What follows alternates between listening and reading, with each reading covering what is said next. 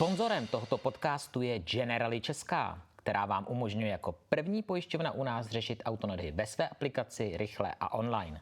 To ste už ani nečakali, že? Áno, viem. Dlho sme sa v autách z pekla nevideli a úprimne bolo mi za vami celkom smutno. Ale poviem vám aj, čo za to môže. Tento špeciál sveta motoru o technike hybridov, ktorý sa nám minulý mesiac podarilo za cenu obrovských nadčasov aj vydať.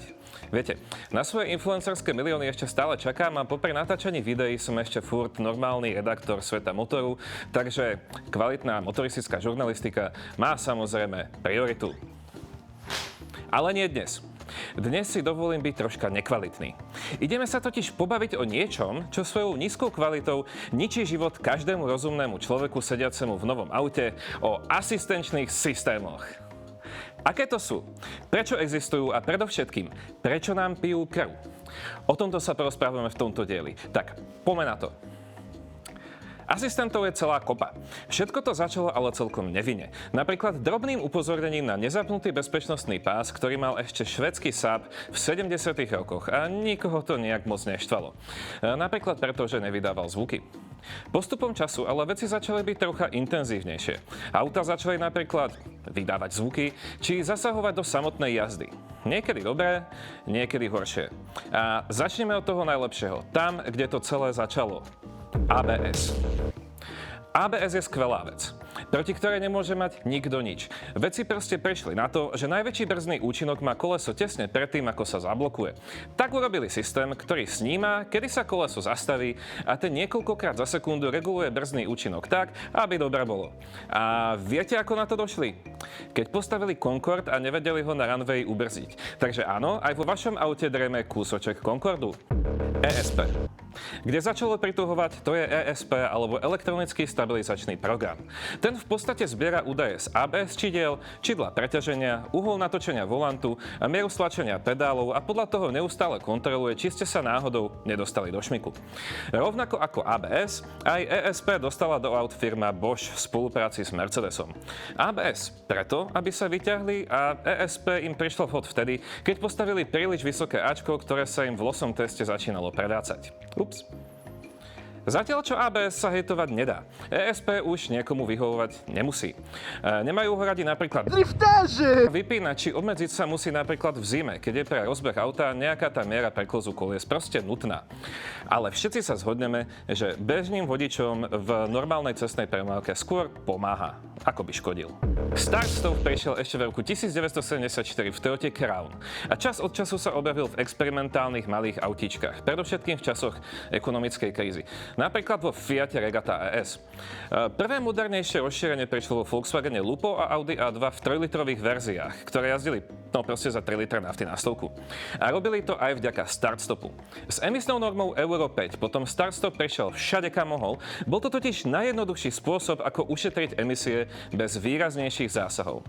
A ako vieme, automobilkám sa proste dávať prachy navyše niekam naozaj nechce. Tu budem nepopulárny a poviem, že start-stop je dobrá vec. Jednak huliť do okien barákov v kolóne je úplne zbytočné a keď už chcete, vo väčšine moderných aut si motor zapnete tak, že pohnete volantom alebo stlačíte brzdový pedál. Nevadí to už ani motorom. Auto sa nevypne, kým nie je zohraté a zotrvačníky pre start-stop majú spravidla pár zubov navyše. Blbé ale je, keď niektoré autá, a vôbec nehovorím o moderných škodovkách, vypínajú motor ešte počas jazdy pred zastavením. Samozrejme, s tým vypínajú aj všetky posilňovače a to vás vie na parkovisku celkom prekvapiť. Asistent udržania v pruhu. Toto bol v roku 2022 prvý seriózny varovný signál, že zákonodárci sa nudia. Nechápte ma zle. Projekt Európskej únie milujem najviac na svete, ale nie je od veci poukázať občas na niečo ako fakt zbytočné. Takže toto je vec, ktorá vás upozorní na vybočenie z jazdného pruhu. Potiaľ to fajn. Svet ale nie je laboratórium a niekedy sa stáva, že musíte ísť po žltých čiarach a prechádzať tie biele. No a kamery tohto systému sú väčšinou čo? No, farboslepé.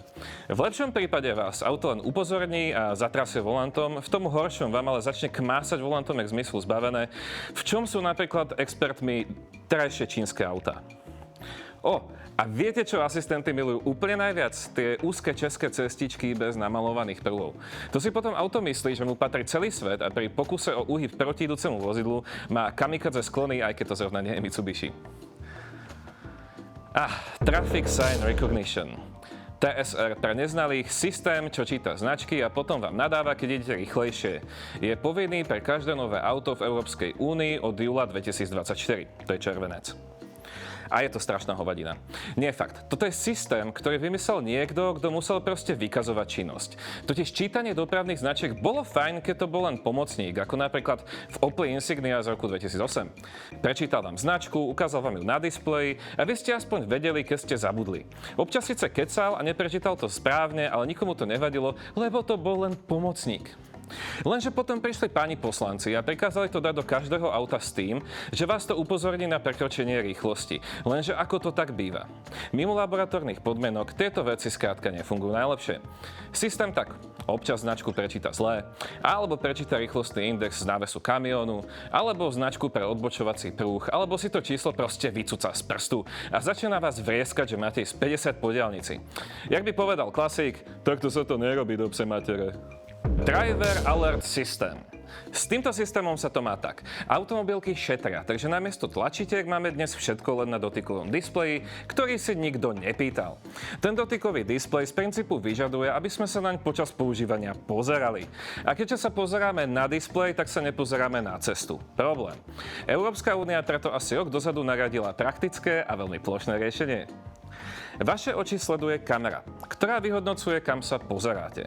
Ak sa náhodou pozeráte na 15-palcový displej uprostred palubky, do spätného zrkadla, dávate prednosť sprava alebo vykonávate nejaký akýkoľvek iný prehrešok voči pozeraniu sa rovno dopredu, začne vám nadávať 12-palcový prístrojový panel rovno pred vami, na ktorý sa musíte pozrieť, aby ste si to prečítali. Najďalej to dotiahol čínske BYD, ktorý vám na displeji ešte k tomu vypíše slovo koncentrát. Pravdepodobne strojovo preložené anglické sústreď sa, čiže concentrate. Tu fakt nemám čo dodať. A čo vy? Máte tiež nejakého obľúbeného asistenta, ktorého by ste najradšej vypojili z poistkovej skrinky? Dajte nám vedieť v komente a pozriem sa naň napríklad na budúce. A dovtedy, čau.